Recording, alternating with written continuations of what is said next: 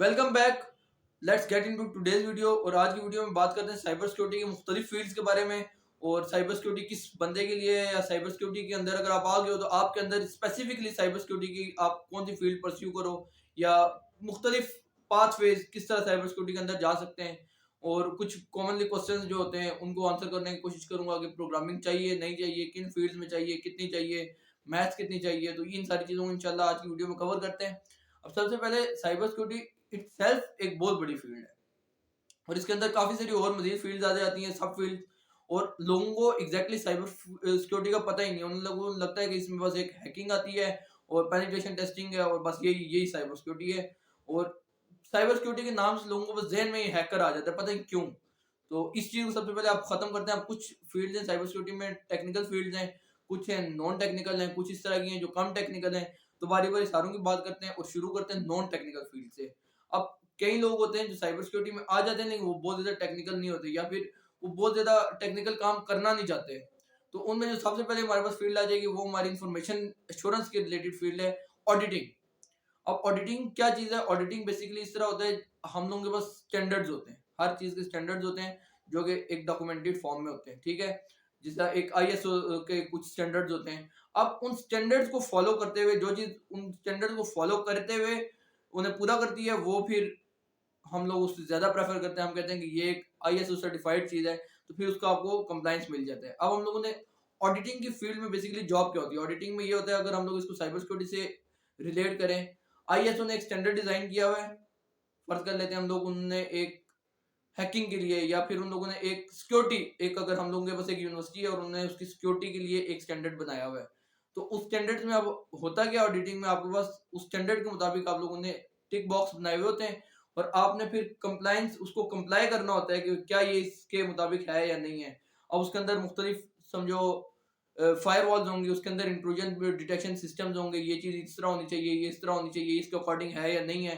तो इस फील्ड को बोलते हैं ऑडिटिंग। इसके लिए आपको इसकी प्रीरेक्स के आपको सबसे पहले तो सारी बेसिक नॉलेज को पता होना चाहिए जो साइबर सिक्योरिटी के अंदर है। उसके अलावा फिर आपको कंप्लाई करने का पता होना चाहिए, आपकी डॉक्यूमेंटेशन बहुत स्ट्रॉन्ग होनी चाहिए, आपकी रीडिंग बहुत स्ट्रॉन्ग होनी चाहिए, आपको थोड़ा बहुत लॉज पढ़ने लिखने आना चाहिए, आपको थोड़ी बहुत इस तरह की चीजें आनी चाहिए। तो आप एक बेहतर ऑडिटर बन सकते हैं। तो ये सारे उन लोगों के लिए जो बहुत ज्यादा टेक्निकल फील्ड में नहीं जाना चाहते लेकिन साइबर सिक्योरिटी के अंदर रहना चाहते हैं। तो ये एक साइबर सिक्योरिटी की नॉन टेक्निकल फील्ड है। इसके बाद जो अगली नॉन टेक्निकल फील्ड आ जाती है, या जो कम टेक्निकल फील्ड है, वो आ जाती है इसी के रिलेटेड, इंफॉर्मेशन एश्योरेंस के रिलेटेड पॉलिसी मेकिंग। अब पॉलिसीज क्या चीज है? अब अगर कोई भी ऑर्गेनाइजेशन है तो उसकी हर चीज की मुख्तलिफ पॉलिसीज होती हैं। अब इसी तरह आपको हो सकता है आपको अपनी ऑर्गेनाइजेशन के लिए कोई ना कोई पॉलिसी बनानी पड़े, साइबर सिक्योरिटी की पॉलिसी। अब इसमें भी काफी सारी पॉलिसीज होती हैं, जिस तरह ब्रिंग योर ओन डिवाइस, ये काफी सारी ऑर्गेनाइजेशन में ये भी एक पॉलिसी होती है, ब्रिंग योर ओन डिवाइस। तो इस पे अपने पॉलिसी लिखनी किस तरह है? अब जब आपने पॉलिसी लिखनी होती है, अगर आपने किसी चीज की साइबर सिक्योरिटी में कोई पॉलिसी लिखनी है किसी भी चीज की, तो आपने उसके लिए कुछ स्टैंडर्ड्स फॉलो करने हैं और उन स्टैंडर्ड्स के मुताबिक वो पॉलिसी और प्रोसीजर्स लिखने हैं। तो इसमें भी आपकी डॉक्यूमेंटेशन स्ट्रॉन्ग होनी चाहिए। और ये वो दूसरी नॉन टेक्निकल फील्ड है विद इन साइबर सिक्योरिटी। अब हम आ जाते हैं कुछ टेक्निकल फील्ड्स की तरफ। सबसे पहले जो बहुत कॉमनली हम लोग चीज सुनते हैं वो है पेनिट्रेशन टेस्टिंग। अब पेनिट्रेशन टेस्टिंग वो चीज है जिसमें आपको दो तरह की पेनिट्रेशन टेस्टिंग हो सकती है। एक तो होती है आपके नेटवर्क की पेनिट्रेशन टेस्टिंग, या फिर किसी सॉफ्टवेयर की पेनिट्रेशन टेस्टिंग, या किसी ऑर्गेनाइजेशन की पेनिट्रेशन टेस्टिंग इटसेल्फ भी एक बहुत बड़ी फील्ड है। इसके अंदर आप बहुत सारी आ जाती हैं। अगर हम लोग बात करेंगे, अगर हम लोगों ने नेटवर्क की पेनिट्रेशन टेस्टिंग करनी है, तो फिर जो आपका नेटवर्क है आपने उसके अंदर लूप होल्स फाइंड करने हैं, ठीक है। अब इधर ही हम लोग एक चीज समझ लेते हैं, इथिकल हैकिंग और पेनिट्रेशन टेस्टिंग के दरमियान में क्या फर्क है। बेसिकली कई लोग ये बहुत ओवरलैपिंग फील्ड्स हैं, पेनिट्रेशन टेस्टिंग और एथिकल हैकिंग। अब पेनिट्रेशन टेस्टिंग में क्या होता है, उसमें आपने अपने सारे एल्गोरिथम्स रन करने हैं, आपने सारी साइबर सिक्योरिटी की आपने अपने प्रोसीजर्स को फॉलो करते हुए आप, या जो आपकी स्किल्स हैं आपने उन सारी स्किल्स को इंप्लीमेंट करते हुए आप एक लूप होल फाइंड कर लेते हो। ये किसी भी स्पेसिफिक चीज में हो सकता है, ये किसी मशीन में हो सकता है, किसी सिस्टम में हो सकता है, किसी सॉफ्टवेयर में हो सकता है, किसी नेटवर्क में हो सकता है। बेसिकली आपने उधर लूप होल फाइंड करना है, और लूप होल फाइंड करके आपने एक रिपोर्ट बनानी है, और आपने उस ऑर्गेनाइजेशन को बता देना है, या आपने उसको बता देना है उस बंदे को, या जिधर आपने वो फाइंड किया है आपने कोई वर्नेबिलिटी बेसिकली होती है कोई भी वीकनेस या कोई भी लूप होल। तो आपने बता देना है मैंने ये प्रोसीजर किया है, और इस प्रोसीजर के बाद मुझे ये एक वर्नेबिलिटी मिल गई है तो आप इसको सिक्योर कर लें। आपका काम होता है वर्नेबिलिटी को देखने तक, आप उसे एक्सप्लॉइट नहीं करते, आप उस तक पहुंचते हो।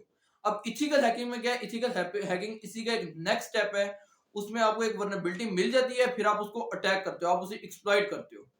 ये ज्यादातर रेड टीम की तरफ आ जाता है। उसमें फिर आपने एक्सप्लॉइट करके उन्हें बताना होता है, जो आपकी ऑर्गेनाइजेशन होती है, कि ये इस तरह एक्सप्लॉइट हुआ है तो आप इसको इस तरह बचा लें और ये इस तरह एक्सप्लॉइट हो सकते हैं। तो इसमें आप इथिकल हैकिंग में बेसिकली सारे सेम चीजें आपने प्रोसेस फॉलो करना होता है पेनिट्रेशन टेस्टिंग का, और आपने उसको एक्सप्लॉइट करना होता है।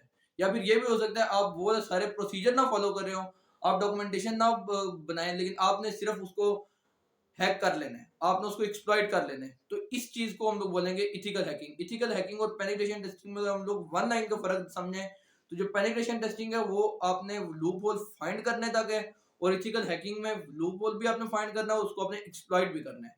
तो इथिकल हैकिंग एक थोड़ी सी बड़ी फील्ड है पेनिट्रेशन टेस्टिंग की। इसके बाद कुछ मजीद फील्ड आ जाती हैं जिनका अभी तक लोग कम जिक्र कर रहे हैं या लोग अब जिनका रुझान बन रहा है। उनमें आ जाती है हमारी सबसे पहले क्लाउड सिक्योरिटी। क्लाउड सिक्योरिटी या डेटाबेस सिक्योरिटी। तो अब ये एक न्यू फील्ड आ रही है, क्योंकि पहले तो हम लोग डाटा को सिर्फ हमारे पास ऑन साइट पे डाटा होता था, हमारा स्पेसिफिक सर्वर में होता था। अब हम लोग डाटा को शिफ्ट कर रहे हैं क्लाउड में।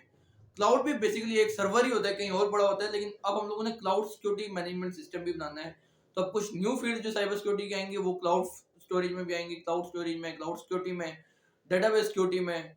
तो अब ये एक अलग फील्ड आ रही है। अब इसके आगे मजीद क्या फील्ड है, हमारे पास आ जाती है डिजिटल फोरेंसिक्स। अब फोरेंसिक्स क्या है, एक अगर हम लोगों के पास कोई मालवेयर या कोई भी अटैक हो जाता है, अगर कोई भी अटैक हो जाता है तो अब वो अटैक हुआ कैसे है, उसके लिए हम लोगों ने जो हमारी फोरेंसिक्स टीम होगी वो उसकी चीजों को मैच करेगी पुराने जो अटैक्स हैं उनसे, या फिर कुछ कॉमन वर्नेबिलिटीज से।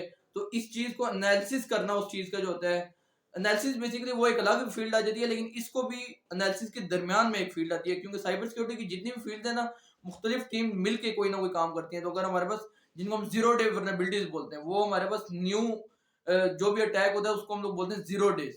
ठीक है, अब वो जीरो डे हुआ कैसे है, उसकी जो फोरेंसिक्स रिपोर्ट तैयार करेंगे, उसमें उसकी नेचर किस तरह की अटैक की, उसमें क्या आपको शक है कि ये किस तरह हो सकता है, या उससे पहले मिलते जुलते जो अटैक्स वगैरह हैं, उन चीजों को सारों को हम लोग कवर करते हैं फोरेंसिक्स में, डिजिटल फोरेंसिक्स में। ठीक है, या फिर अगर हम लोगों ने कोई हमारे पास सिस्टम आ गया और हमने उस सिस्टम के अंदर किस तरह लूप होल जो हुए हैं, या कोई अटैक हो गया है, उस अटैक के बाद हमने उस सिस्टम को देखना है, उस सिस्टम को हम लोगों ने अब देखना है कि अटैक कैसे हुआ है, तो उस सिस्टम की हम लोगों को फोरेंसिक्स करनी पड़ सकती है।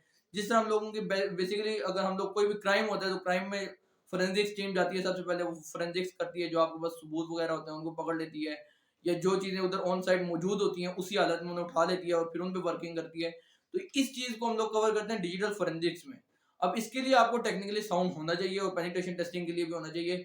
अब इधर आपको कोई बहुत एक्स्ट्रा लेवल की प्रोग्रामिंग नहीं चाहिए इन दोनों फील्ड्स में, इनमें आपको थोड़ी थोड़ी प्रोग्रामिंग चाहिए। अब एक चीज जो पेनिट्रेशन टेस्टिंग और इथिकल हैकिंग में, या मैं कहता हूँ सारी ही साइबर सिक्योरिटी की फील्ड में है, वो बेसिकली है स्क्रिप्टिंग। स्क्रिप्टिंग आपको जो भी फील्ड टेक्निकल है एक्सेप्ट देन ऑडिटिंग और पॉलिसी मेकिंग, उसमें आपको स्क्रिप्टिंग आनी चाहिए। और स्क्रिप्टिंग और प्रोग्रामिंग में एक बहुत बड़ा फर्क है जो हम लोगों को समझना पड़ेगा। सबसे पहले प्रोग्रामिंग में आप चीज को डेवलप करते हो, आप किसी पूरे सिस्टम को या सॉफ्टवेयर को डेवलप करते हो। ठीक है, वो डेवलपमेंट है। स्क्रिप्टिंग क्या है, आपने एक स्पेसिफिक टास्क को परफॉर्म करने के लिए कोड लिख दिया और वो स्क्रिप्टिंग है।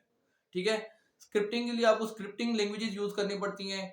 उसके अलावा आप उसको शेल में कर सकते हो, जैसे बैश शेल में बैश स्क्रिप्टिंग हो जाती है। आपकी स्क्रिप्टिंग लैंग्वेज है जो बहुत पावरफुल है वो पाइथन है। पाइथन बेसिकली स्क्रिप्टिंग लैंग्वेज थी, लेकिन अब वो डेवलपमेंट वाली साइड पे जा रही है। तो बेसिकली जो लोग कहते हैं ना प्रोग्रामिंग सीखनी है या नहीं सीखनी, प्रोग्रामिंग तो कुछ स्पेसिफिक फील्ड्स के लिए आपको चाहिए साइबर सिक्योरिटी में, लेकिन स्क्रिप्टिंग मैं ये कहता हूँ कि आपको साइबर सिक्योरिटी की हर फील्ड के लिए चाहिए। और as compare to programming, scripting बहुत आसान चीज है। वो जो सारे कहते हैं कि आपको बेसिक प्रोग्रामिंग चाहिए, वो बेसिकली टर्म जो यूज करनी चाहिए वो स्क्रिप्टिंग है। स्क्रिप्टिंग में आप क्या करते हैं, आप एक छोटे से कोड को लिख देते हैं, एक स्पेसिफिक मतलब अगर आपने कोई मालवेयर बनाना है, अगर आपने कोई वायरस बनाना है, तो वायरस के लिए भी आप जो पेलोड लिखेंगे वो आपका स्क्रिप्ट है बेसिक। या फिर आपने कोई भी एक ऑटोमेशन करनी है, कोई भी आपने किसी तरह ऑटोमेटेड मैसेज करने हैं, ऑटोमेटेड अटैक करने हैं, या कुछ भी करना है। इसमें एक एग्जांपल दे देता हूँ।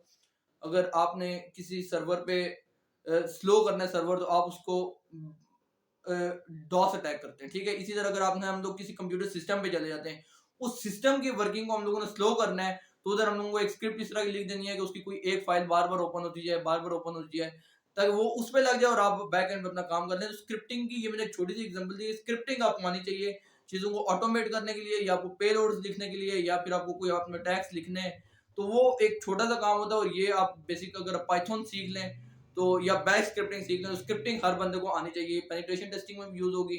अगर आपने कोई इस तरह की चीज, आपने नेटवर्क अगर आपने स्कैन करना है, तो आप फिर एक स्क्रिप्ट लिख के मल्टीपल नेटवर्क को एट द सेम टाइम कर सकते हो। स्क्रिप्टिंग सबको आनी चाहिए, ठीक है।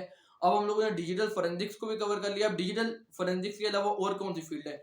एक और साइबर सिक्योरिटी की बहुत बड़ी फील्ड होती है, जो कि है रिवर्स इंजीनियरिंग।